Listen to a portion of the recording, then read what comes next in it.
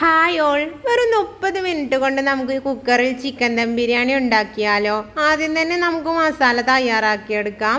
ഒരു പാത്രത്തിൽ medium size സവാള 2 അരിഞ്ഞത്, ഒരു തക്കാളി നീളത്തിൽ അരിഞ്ഞത്, മല്ലിച്ചപ്പ്, പുതിന, കറിവേപ്പില, നാരങ്ങയുടെ നീര്,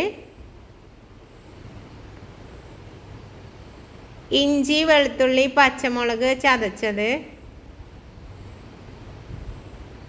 മഞ്ഞൾപ്പൊടി 1/2 ടീസ്പൂൺ, 1/2 ടീസ്പൂൺ മുളക് പൊടി, 1/4 ടീസ്പൂൺ കുരുമുളക് പൊടി, നല്ല കട്ട തൈര് 2 സ്പൂൺ,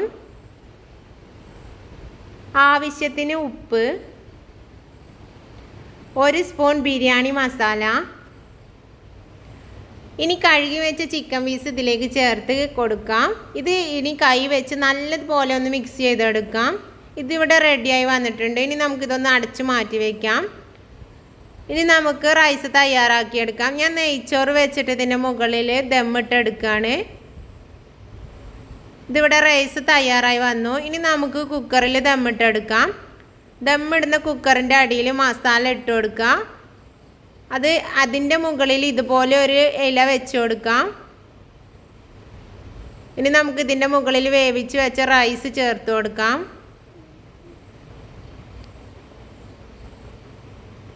ഇനി അതിൻ്റെ മുകളിൽ നമുക്ക് ബിരിയാണി മസാല ഇട്ട് കൊടുക്കാം. ഇനി 2 വിസിൽ വരുന്നത് വരെ നമുക്കിതൊന്ന് വേവിച്ചെടുക്കണം.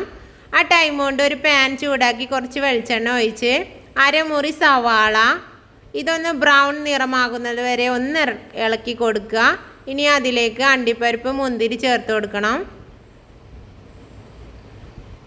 ഇതിവിടെ റെഡിയായി വന്നിട്ടുണ്ട്. ഇനി നമുക്ക് ഇതൊരു പാത്രത്തിലേക്ക് മാറ്റി കൊടുക്കാം. അപ്പം നമ്മുടെ വിസിലൊക്കെ വന്ന് ഇനി നമുക്കിതൊന്ന് തുറന്ന് നോക്കാം. ഇപ്പം ഇവിടെ എല്ലാം നല്ലതുപോലെ ഒന്ന് വെന്ത് വന്നിട്ടുണ്ട്. ഇനി നമുക്കിതൊന്ന് ഒരു പാത്രത്തിലേക്ക് മാറ്റി നോക്കാം. ഇനി ഇതിന് മുകളിൽ നമ്മൾ നേരത്തെ വറുത്ത് വെച്ചിരിക്കുന്നത് ഇട്ട് കൊടുക്കുക. കുറച്ച് മല്ലിച്ചപ്പ് കൂടി ഇതുപോലെ അരിഞ്ഞത് ചേർത്ത് കൊടുക്കണം. ഇപ്പോൾ കുക്കറിൻ്റെ അടിയിലൊന്നും പിടിച്ചിട്ടില്ല. നമ്മൾ മസാലയൊക്കെ ഇവിടെ നല്ലതുപോലെ വെന്ത് വന്നിട്ടുണ്ട്. അപ്പോൾ നമ്മുടെ ചിക്കൻ ദം ബിരിയാണി ഇവിടെ റെഡി ആയിട്ടുണ്ട്. ഇതുപോലെ എല്ലാവരും ഒന്ന് വീട്ടിൽ ട്രൈ ചെയ്ത് നോക്കണം. ഇത് പെട്ടെന്ന് ഉണ്ടാക്കിയെടുക്കാം. അപ്പോൾ എല്ലാവർക്കും ഈ വീഡിയോ ഇഷ്ടമായി എന്ന് വിചാരിക്കണോ. മറ്റൊരു വീഡിയോയുമായി കാണുന്നത് വരെ എല്ലാവർക്കും ബായ്.